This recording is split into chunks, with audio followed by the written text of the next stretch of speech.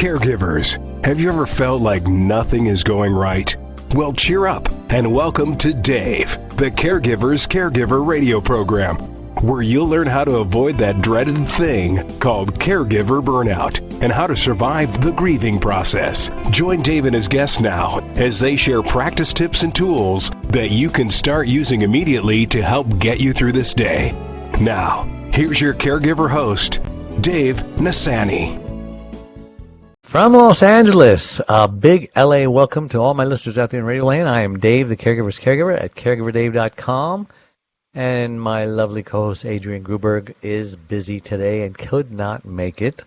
But she's at thecaregiverspace.org. And we're coming to you live and on demand 24/7 on 20 global audio and video platforms, including iHeartRadio, iTunes, YouTube, Spreaker, SoundCloud, Vimeo, Stitcher, Blog Talk Radio, Mixcloud, Listen Notes, Blueberry, Player FM, podcast.com, VIP, Internet Radio, TuneIn.com, Facebook Live, HealthyLife.net, and CaregiverDave.com. And we're so proud to be voted #1 podcast, Caregiver podcast, on the top 50 of Player FM, as well as the top 6 best podcasts by Caring.com, as well as #3 podcast out of thousands of Caregiver podcasts on FeedSpot. So we have an exciting show planned for you today, and we're talking to Terry Wildemann, author of The Enchanted Boardroom, Evolve into an Unstoppable Intuitive Leader. Now, Terry is an experienced entrepreneur, speaker, professional developer, professional development trainer, and best-selling author who became certified in various holistic modalities after experiencing multiple burnouts and health crises. And I think caregivers are very familiar with burnout. And just a reminder, you can watch or listen to this interview and all our interviews on our membership website, caregiverdave.com, or any of those 20 global networks that I mentioned earlier. All right, enough of that. Welcome to the show, Margaret. So glad and excited to have you on, finally. Like at the beginning of my show, does it seem like everything's going wrong? And today was one of those days for both of us, I think. So why don't you take a moment and introduce yourself? Just who is Terry Wildemann, and why was she put on this earth? Wildemann is a military spouse, mom to 3 kids, intuitive speaker, trainer, coach, and I was born to teach. Bottom line, every time I turn around, I am teaching, supporting, and coaching. It's just something that is ingrained in me. It's something that I've been doing since I was a kid. People always coming to me for advice. Okay. It's just the way it is, and I decided, okay, if that's the way it's going to be, I might as well start learning and getting certified and trained and do what I'm meant to be doing on this planet. And all that stuff, huh? Wow. So I take it that you actually practice what you preach, right? You're not just teaching us stuff that you know but don't do yourself. Every single thing that I learn and teach, every single thing that I learn for myself first. It's the classic thing that we end up teaching what we need to learn for ourselves. That is so true. And I have burned out multiple times. Really? Tell us about some of your burnouts. I love to hear burnout stories because other people, other caregivers that are listening can relate to that and say, oh, that's what I went through. Oh, yeah. And the fact that you're still alive and talking, it gives them hope that they too will come through their burnout, their depression, their suicidal thoughts, et cetera, et cetera, et cetera. Well, in my 20s and 30s, I was actually pretty sick. But I was always striving to do better and do better and do better and do better. And it wasn't until after my children were born and Western medicine basically almost killed them, that I knew I needed to find something else. I needed to do something differently. And we went, I asked for help. I just intuitively asked for help. And I prayed for it. I asked for it. I just opened my arms and just I did. I just surrendered and just said, just show me what I need to be doing. And the first thing that came into my world was a phenomenal chiropractor down in Virginia, and where we were living. And at the time, my husband was stationed down there, and they were able to work with my girls and help to heal them of some of the major stuff that was going on with them. It was just mind blowing to me. And then when we came up here to where I live now in Newport, Rhode Island, we've been here for 24 years. One healing modality after another kept landing in my lap. Now, after that one burnout, or after that one tour, that was 3 years, my husband, it was a very intense tour. Raising 2 little kids, and my husband out to sea, deployed, on and on and on. I have to admit, it was a pretty bad burnout. It took me over 6 months to recover. Wow. So, what would you say helped you the most to snap out of that burnout? I didn't do any snapping. It On that. was a slow process. It was a very low process, but the irony was that a week after we moved here, I ended up meeting a woman who was a Reiki master. And Explain that for those who don't know what that is, like me. Reiki is a form of energy healing. Uh-huh. They use it they also call it hands-on healing, physical touch. There's all different terms for it. And those folks who are trained to do it, and there are a lot of nurses who are trained in Reiki right now. There are a lot of hospitals where that is actually something that is done before people go into surgery, because the research has shown that people come out on the other side much healthier. They awaken in a much better frame. They heal faster. So Reiki is just a really wonderful, wonderful thing. And I became a Reiki master in 1998, basically to heal myself first. I had my 8th major surgery, it was my 8th major surgery, and I went into a very, very deep depression. And my surgeon's like, I don't know what to do for you. And I said, look, this thing happened. I met this woman, and she did this on me, and the pain reduced by 50% in like 10 minutes. And he said, study it. So my surgeon is the one who basically gave me permission to study this. They don't believe in that stuff, right? Well, Western medicine. He and I were actually very good friends. And he trusted me. And he said, if it helped you, I'm listening. He says, go do it. Go study it. And I did. And that was the beginning of, and I'm a businesswoman, so. What is your business? I work with tired, unhealthy, workaholic entrepreneurs and leaders and help them literally leap off the hamster wheel of life, take their health back, and then help them grow their business. That sounds like a caregiver, the person you're describing. In many ways it is. In many ways it is. In many ways it is, yes. So obviously stress is the killer. It's the killer with caregivers, it's the killer with workaholics, it's the killer with burnout, etc. So there's no way to get away from stress, right? I mean, it's all around us. It'll always be around us till the day we die. How do we, manage? Is that the word I'm looking for? How do you manage stress, or how do you avoid stress? Or what's the word? Well, the first thing I have to stop you where the word stress is concerned, because what a lot of folks don't realize, and this is what I talk about in my TED Talk. I did a TED Talk called "Do You Really Want to Chase the Work-Life Balance Myth?" Because work-life balance does not exist. And the thing with the word stress is not positive, stress is not negative, stress is neutral. It's our perception of what is going on around us as to whether it's negative stress or positive stress. Oh.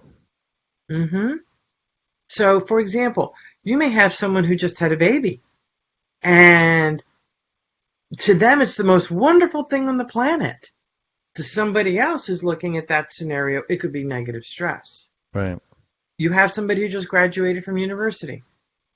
For one person, it's phenomenal. Mom and dad, yes, the bills are paid, they're out. And for the kid, they're absolutely petrified. It's negative stress.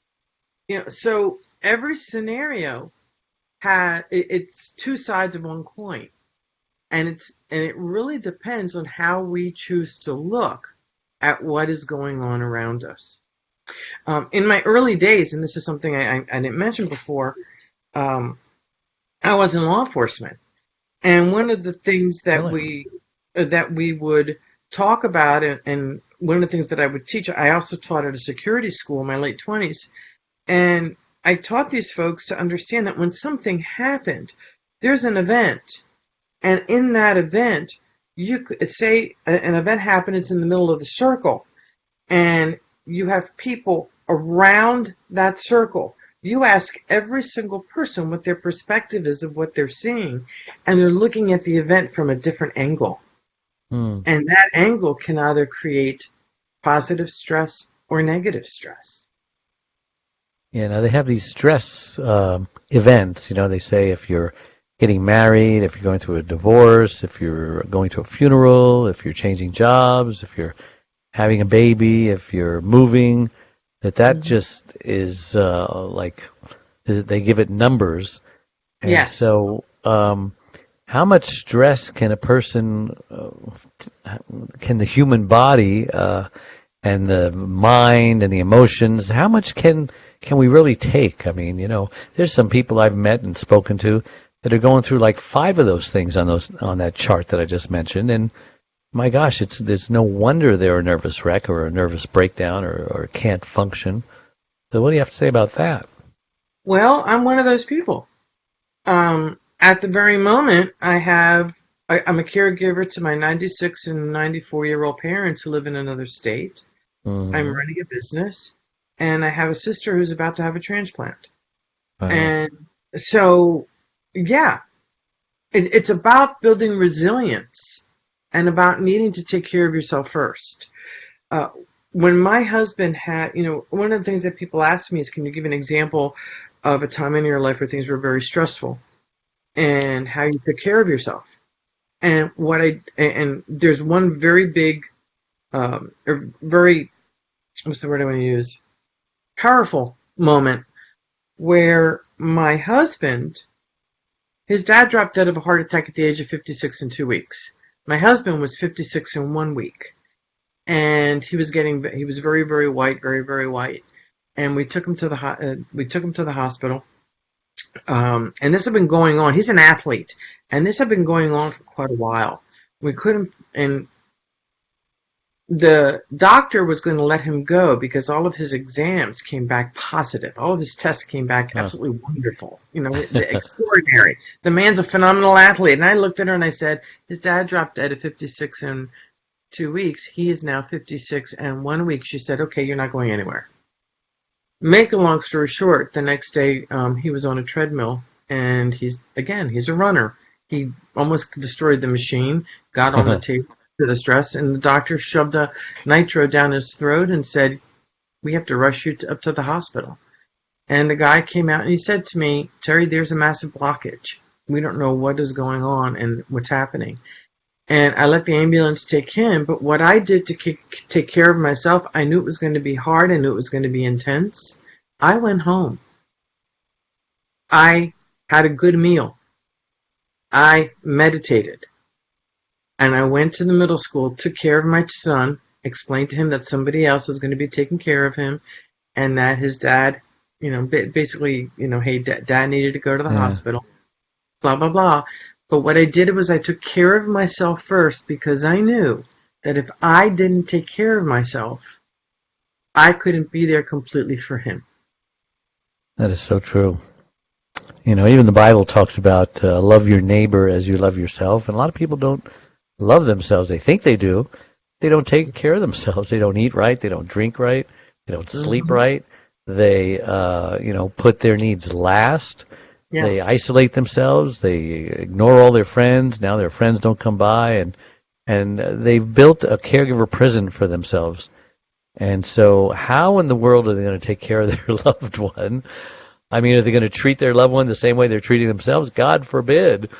No, but somehow they're sensible enough to give their loved one great care, but Hmm. then give themselves terrible care. I think I saw this cartoon about caregivers. It said, uh, "Yeah, I take my loved one to the doctor every single week, but I haven't been in 3 years."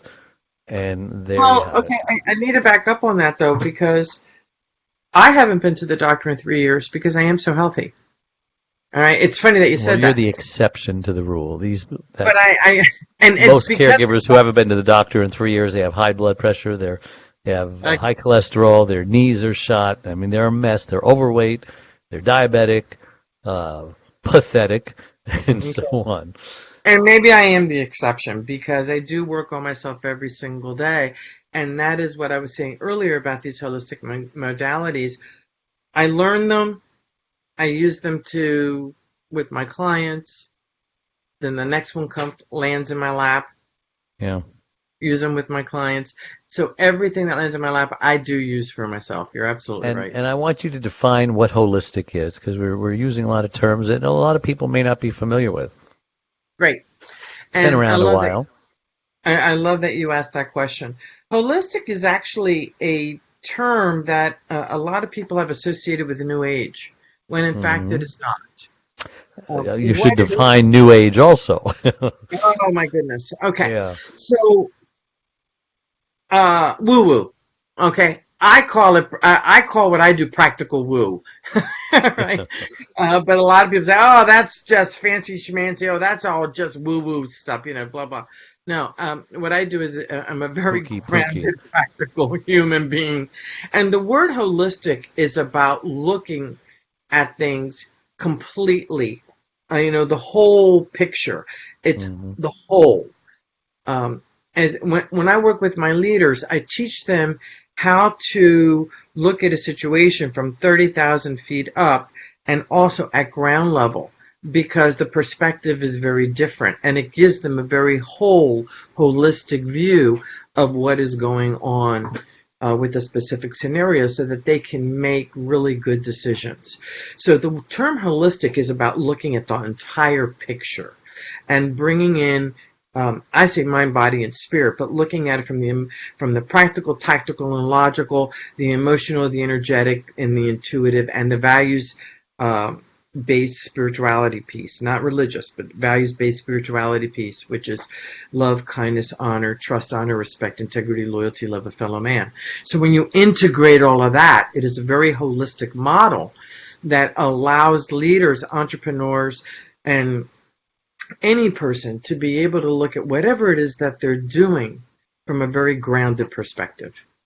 And how does that compare with someone who calls themselves an integrated physician, integrated medicine?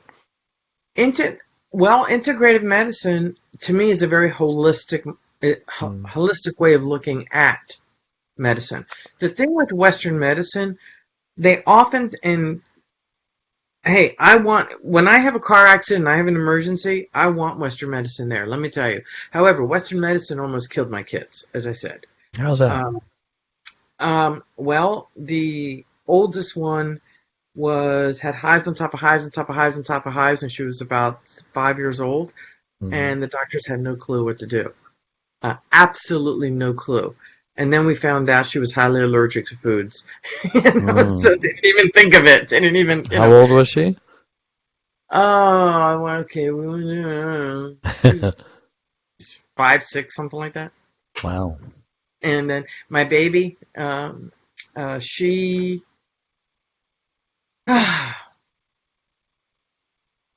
we were living in another country, and we were living in England, and she was a preemie.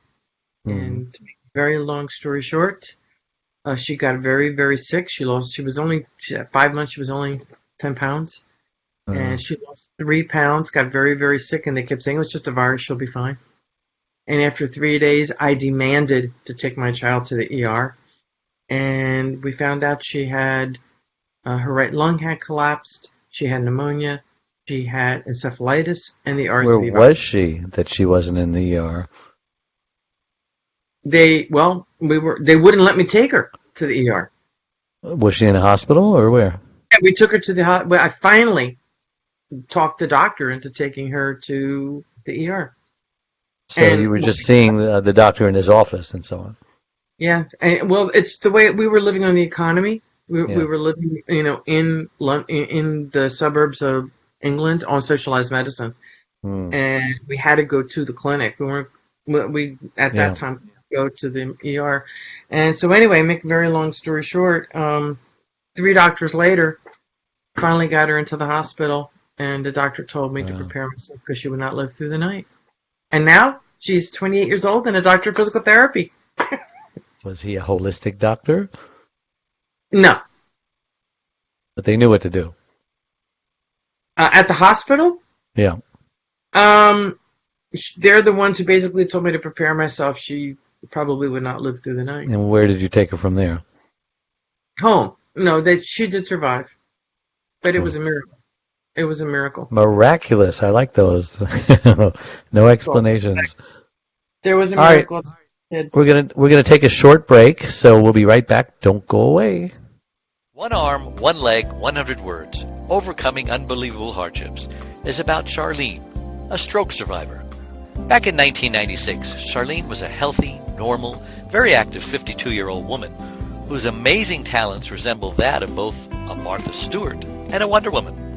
But all that changed when she suffered a massive stroke that left her severely speech impaired and paralyzed on the right side. Everyone who knows Charlene is thoroughly amazed at how she lives day by day, month by month, year by year, and with a smile on her face and hope in her heart that everything is going to be okay. Just hear what best-selling author Lynn Barrington has to say about it. If you think you have it bad, read this book. This is a beautiful, genuine story told from the heart. It's inspiring and easy to read. When you finish this book, you'll be able to look at your concerns in a new light. One Arm, One Leg, 100 Words, Overcoming Unbelievable Hardships. Available everywhere. So we're back with Terry Wildemann. Welcome to the show again, and I'm Dave Nasani. This is the Caregiver Dave Show, and we're talking about holistic medicine, and we're talking about how to overcome burnout, and we're talking about how to cope and how to do a whole bunch of stuff. And let's talk about your book for a moment. What caused you to write it, and what's it about, and how is it helping people? What are you hoping it will do to the people who read it? Well, to put it up here. This is my second solo book. My first book was in 1998. This one was published in 2016, and in between, I am in 7 co-authored books. So, what took Give me us to the this? title of this one again. It's Enchanted Boardroom. Enchanted Boardroom, evolved into an unstoppable intuitive leader. Mm. And in this book, I talk about the foundational pieces in running a great business. And I also tap into communications, leadership, magnetic business attraction, intuition, and a lot of stress management. And why did I write this book? Because there isn't enough out there written specifically to help entrepreneurs and leaders to really get off that hamster wheel from a perspective that is what I call holistic, that is all the practical, tactical, logical, emotional, energetic, and the spiritual, bringing it all together. And the Enchanted Boardroom is basically a meditation to help them get grounded before they start to do anything, to get insight. One of the things that the Wall Street Journal just wrote about last week was how intuition is the key tool for many of the very successful CEOs. And we tend to dismiss it. And we dismiss it because we're so in our heads all the time. We don't know how to get into our bodies. We don't know how to listen to we're very scared, some folks, to listen to your intuition. You're scared of the images that come. You're scared of the disembodied words that show up. You're scared at how your body feels. And your body is incredibly intuitive. We don't listen to our bodies. And the thing with the body is, and I read the body, so I can tell immediately what is going on with folks emotionally, because our emotion are triggers for disease. Our emotion really hold an awful lot of information that When I look at someone and when I begin to coach with someone on their business, we won't go near their business for the first month until we get their stress levels Mm. completed. And a lot of what we do are the things that are in this book. How do you get And to a stress level? I'm sorry, How do you find out what their stress level is? a Is lot of it questions. just so A you got lot of it down to a checklist and you put a yes, numerical value on it? yes. And the other thing is that um, I can figure out what's going on with them based on their aches and pains. Oh. So their aches and pains, based on what's going on, I know exactly what questions to ask. For example, people have issues with their eyes. What do you not want to see? People have issues with their ears. What do you not want to hear? People have Mm. issues with their shoulders. What are you shouldering that you don't need to shoulder? Case How in about point, their feet? what are you concerned about walking towards? And flexibility. The same thing with ankles. Hips are about big projects. Perfect example. Oh my gosh, when I was writing this puppy, um, I ended up with severe, severe pain in my right hip. And I finally went to the doctor, and he said, well, you're probably headed for a hip replacement. I said, oh, no, I'm not. I said, this is because I'm writing a book. I bet you once I submit the manuscript, I'm going to be fine. Sure enough, the week after I submitted the manuscript, it was over. And it doesn't matter what the x-rays say, does it? No, it doesn't. It truly, truly doesn't. Strange how So that works. what it does is allows me to really work in a way that I intuitively can get to the nitty gritty. I'm certified in emotion code and body code, Hmm. and I can really get to the core of what the situation is. And it happens very, very quickly. So doctors are beginning to realize now how important our emotions are and our mindset is to creating great health and to thrive, whether it's in business or in life. A lot of what I teach is being taught to doctors. Finally, Mm. it's to help them get to the root cause instead of just working on the symptoms. Are they open to this? Because, Western medicine, not like Eastern medicine. More and more are becoming more open to it, and almost can't ignore it. There Mm. is a reason why so many doctors are finally starting to get on the same bandwagon because they see people beginning to flock to holistic medicine Yeah. because it's not as Competition. invasive. Yeah. It's competition. And they're beginning to realize that there's just so much more to the body. And caregivers, when we don't listen to the aches and pains that are going on, when we don't listen to what is happening, that's what gets us into trouble. Or just take a pill or schedule a surgery. Exactly. Exactly. And it doesn't have to get to that. It really doesn't if we just And you've listen. got case after case after case to prove this stuff works, right? Absolutely. How many years have you been Absolutely. doing this? Oh, about 30. Wow. Well, I got licensed in stress management. I've been studying for 30 years. I got licensed in stress management in, 2001. And then I got certified in EFT, Emotional Freedom Technique. Then I got certified in NLP. Then I became a Reiki master in 1998. Then Emotion Code. Wow. Uh, You've done it all. I got certified in Emotion Code this time last year, and then just yesterday I got my Body Code certification. I'm so excited. Congratulations. Body But code. How does that work? Body Code is the software program that is based on Emotion Code, and it's a modality. If you want to learn more, you can go to discoverhealing.com. It is Dr. Bradley Nelson's site who created Emotion Code and Body Code.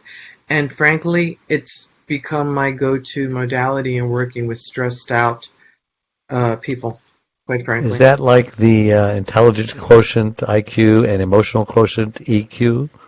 No. But I've heard something. Um, EQ, IQ, behavior styles, all those things are about reading people, how they talk, their tone of voice, how they present themselves, their energy. For example, I'm licensed in the DISC behavior styles: dominant, influential, steady, and conscientious. And the emotional, from the EQ perspective of it, each one of them operate a different way. Now, what happens is when I work with folks, because I understand behavior, I automatically know what some of the emotions are going to be and what some of the fears are that are I see. coming. So I integrate that. That's part of what we teach also in the business school and the leadership school. So you've made some notes here. We've had a discussion before the show. You talk about your parents live in hurricane country. What's that all about? Oh, Tag. The reason I brought that up was because of being a caregiver. A few years ago, when Hurricane Irma came about down in Miami, Mm-hmm. I live in Rhode Island. My parents live in Miami, so I am down there every 4 to 5 weeks. Honestly, that is fun. Parents always move to Miami. I don't know why. Well, they've been there now for 28 years, um, so I had just been home for a while, just a very, very short while, and a blasted hurricane came. Back I went. And it was probably one of the most intense experiences that I ever had as a caregiver, because I think I almost divorced my father. He was very stubborn. He didn't want to leave. My mother was hysterical, blah, blah, blah, blah, blah. Ended up having to, we cleaned up the house, or, locked up the house, whatever, threw them in the car with my cousin in a caravan. We caravanned up to Orlando, and the blasted hurricane followed us. So here we are in a new home. We were at my cousin's house. She happened to be on a cruise in Norway, so there was nobody to close up her house. Convenient. So we have 3 elders. She wasn't expecting a hurricane when she went. Not at all. A 94-year-old, a 91-year-old, and an 88-year-old in a new house I'm familiar with. Any animals? That's the only thing that's missing, right? No animals. And my cousin and I realized that there were things that we had to do because we were with elders that need to protect them above and beyond what we would normally do. We were putting tape on all the stairs so they could see the stairs. We were putting tape on the door so they could see the door. We were making sure that certain doors could open, certain doors could close. Different things were going on. We had to make sure that we had, the handicap seat that goes over the toilet with us. We needed to make sure that we had, this, on and on. And so between 2 cars, everything that we needed to have to support the 3 elders. Sounds pretty stressful so far. It was incredibly stressful. And on top of taking care of the house for a hurricane, I was actually going to write an ebook on what to do for hurricanes. You should. Well, I probably will. It just Absolutely. hasn't had time to do it. But or a fire, or an earthquake, etc. Exactly. And we ended up. The funniest. It was actually very funny. It was and it wasn't. My cousin looked at his phone. We were in the middle of a tornado warning. And all of a sudden, we just started running. I grabbed cushions and, blankets from upstairs. The elders were sitting in a big bathroom that was made of concrete, and they were all sitting on these beautiful wicker chairs that had the big backs, having their alcoholic drinks, yapping away. And I realized, oh, good Lord, we had nothing to protect their heads. So we ended up getting pots and pans, and there's my dad sitting there with the pressure cooker on his head, a highball, and having an absolute blast. So there you go. Hope somebody took a picture of that. We did. We did. But the point is, that's the kind of stuff that you have to think about on your feet. And so you can't fall apart in emergencies like that. You got to keep your head, keep your sanity, keep your wits, Yes. And how we do that is by Breathing, a lot of deep breathing, a lot of deep breathing, a lot of centering and going into my heart, going into this part of my body. What a yeah. lot of people don't realize is that when they get really stressed, they end up not breathing. Okay. Mm. Their breathing can become very, very shallow. So, one of the gifts that I have for your audience is to go to quick, QUICK, shift, SHIFT, zone.com to download a little 4-step piece that basically I use every single day of my entire life. QuickShiftZone.com. And it's awesome. QuickShiftZone.com. Got it. Yes. And it's the foundation of what we teach leaders and entrepreneurs. It is very, very simple. And it's so simple you don't think it works. But it does because it helps to reduce the cortisol levels of stress, which cortisol makes you get foggy, makes you gain weight, increases cholesterol, does all kinds of nasty things to your body, and it increases your DHEA levels. So the goal with this exercise is to reduce the cortisol levels, increase the DHEA levels, and get you to a place where you're not foggy anymore. And breathing deeply, that was the one thing I did that entire time because I knew how to do this.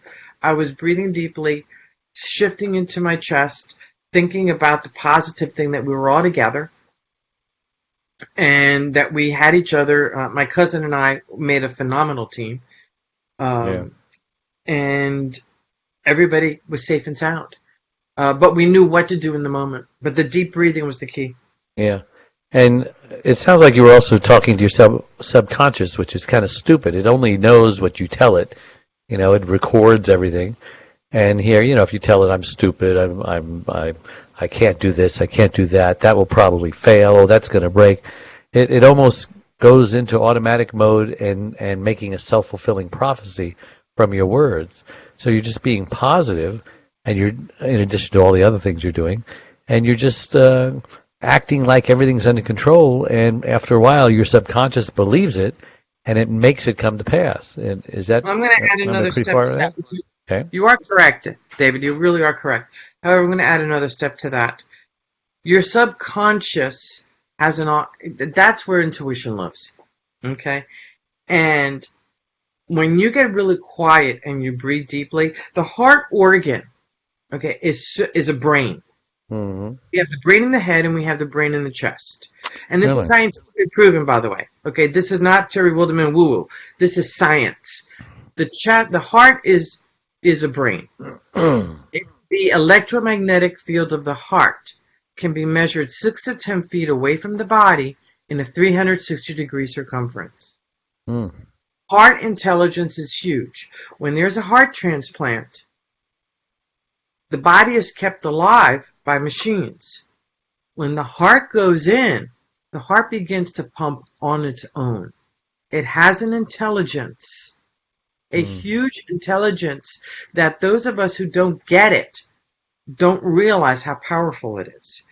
And the heart, the brain and the heart, when you connect it with the brain and the head, and that's why I'm saying by breathing deeply and breathing into the heart area, you are actually connecting, and in a very coherent place, the brain and the head with the brain and the heart. So you are tapping into very practical, logical information and merging it with emotional and intuitive information. It's a coherence. Very interesting. Where did you learn all this stuff? Well, that's HeartMath. HeartMath.com and .org. And all of the research on that is on heartmath.org. MATH, math? Yes, it's the math of the heart. .org? .org. Got it. And you go there, and I got licensed with them in 2000. Really? And we actually biofeedback tools. Well, I'm using biofeedback tools generally, but you put your thumb on it, and by using these techniques, it measures your heart rate variability. And when your heart rate variability is in the smooth wave, Mm-hmm. Everything relaxes and you shift out of chaos and into calm, ease, and flow.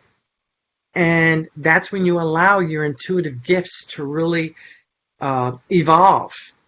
And Yeah. because I'll tell you, a lot of us were just too scared to listen to the messages. We're too scared. It's not Mm. practical. Yeah. Listen, let's take another break. We will be right back. Don't go away.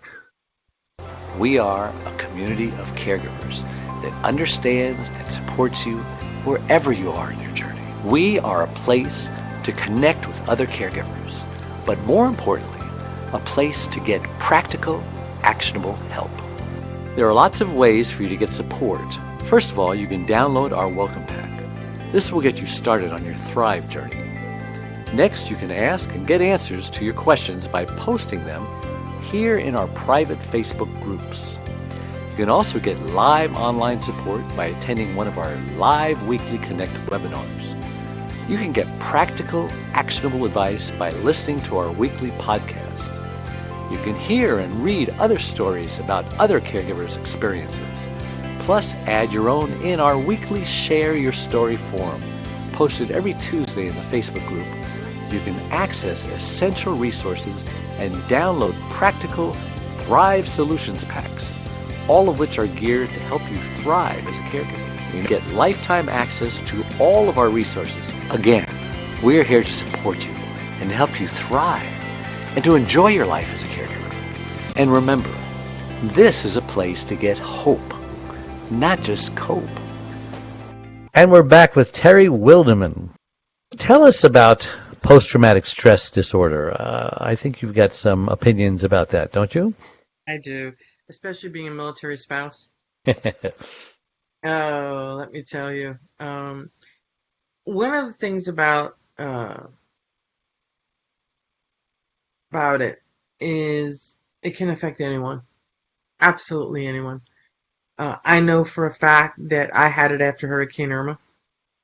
Because it was 4 very, very incredibly difficult days with very difficult people. So even though you behaved well during the emergency, when it was over, something happened. I guess that's what happens in the military. You know, they're out there, they're fighting, they're killing, they're saving our country, etc., doing their job, doing what they were trained to do. But then when it's all over and they come home, something happens. It does. It absolutely does. And the source of it are emotions. And luckily for me as a holistic practitioner, I knew how to get in there and how to clear it. But, you know, one of the things is we can, as a practitioner, can clear about 80, me, myself, I can clear about 80% of my own stuff. But there's that 20% where I need other practitioners, somebody else to come in and help me. And I couldn't clear it on my own, so I brought other people in to help me. And what I realized was this was emotional. So I didn't need. I don't take drugs. The only time I will take a drug is just 2 days ago. The pressure system came down really low, and I ended up with a migraine. And I took some Excedrin, and it helped. But I'm just not a drug taker at all. I will use my skill sets to clear out whatever it is, because what I know is anytime I have an ache or a pain, case in point, I'm going to talk about my shoulder for a moment. When we were last in, when I was in Miami with my husband, I realized that my rotator cuff in my left arm out of nowhere started to hurt. And I was like, what the heck is this all about? Now, we had done a lot of yard work at my parents' house, on and on and on. And I came home and I opened up a book that I have on questions, holistic stuff. And what I found out was the rotator cuff happens to be about being a caregiver. Really? It has to do about taking care of other folks. The questions were very powerful. And I just busted up laughing. I said, of course it is. Today, I was feeling really good. It hasn't been bothering me. And sure enough, something happened today with a family member. And immediately it started to hurt again. So it's just amazing how our bodies know, our heart knows, by the way, our bodies know what is going on before our logical brain does. And it's because of our, our energy field. But we often don't want, again, we don't want to look at it. A, because we don't know how. B, because we're scared of it, which we shouldn't be. And I don't like to use the word should, but we really shouldn't be.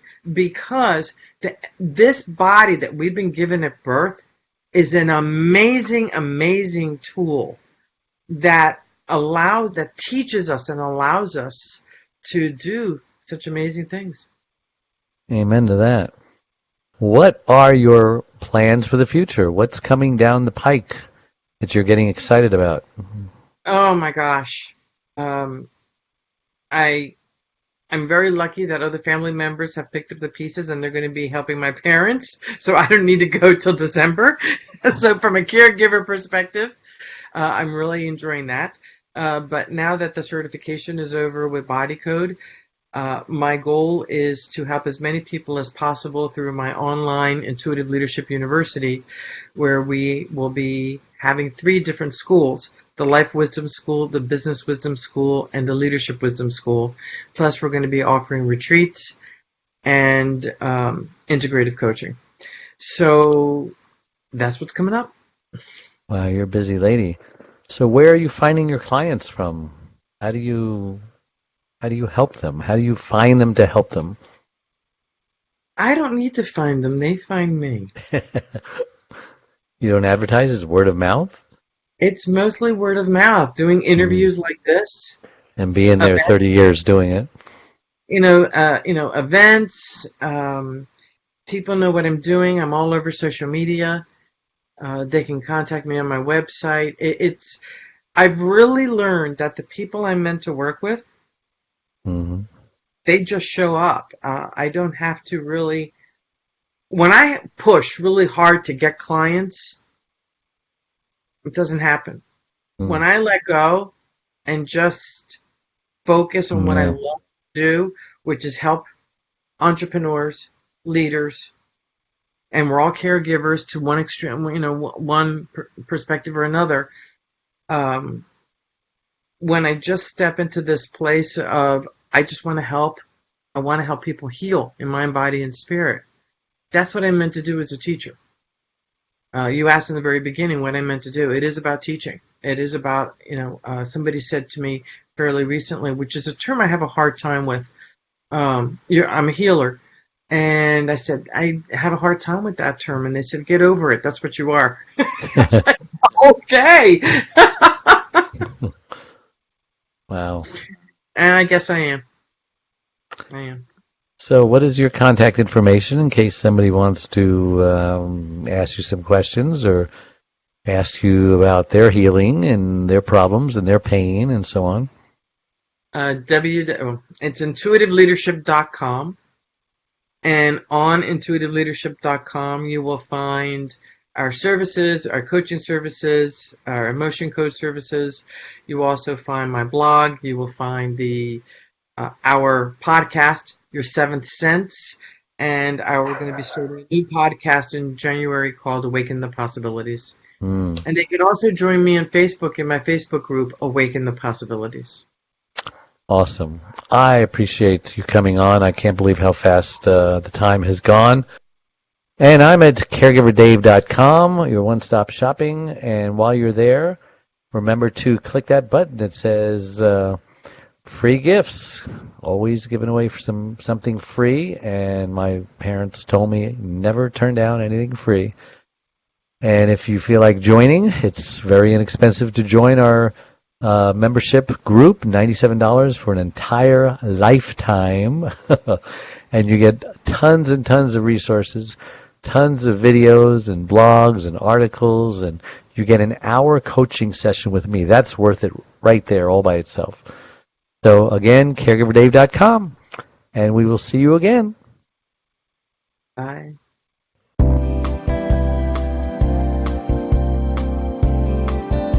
Thank you for listening to the Caregivers Caregiver radio program with Dave Nassani.